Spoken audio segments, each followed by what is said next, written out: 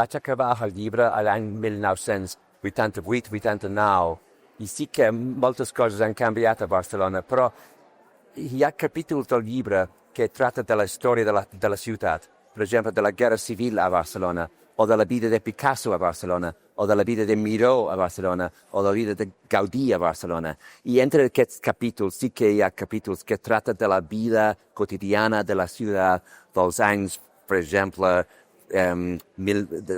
anys 80. Però per això és una barreja d'història i de coses quotidianes.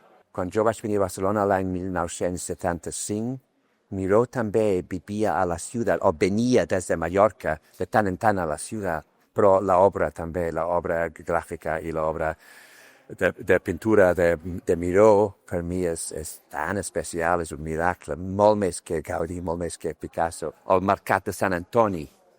Hi ha moments quan estàs allí, quan cap canvis, és que és tot com era. O, per exemple, si tu estàs al Liceu i si fan una obra de Wagner i tots els catalans estan allà mirant el Wagner, podries pensar un moment de fa 100 anys o 150 anys o 20 anys. El que ha canviat més que res és el turisme.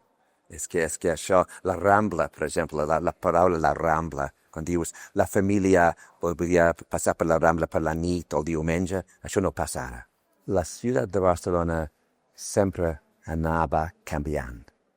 Cada generació, per exemple, sempre venia grups d'immigrants buscant una vida millor a la ciutat.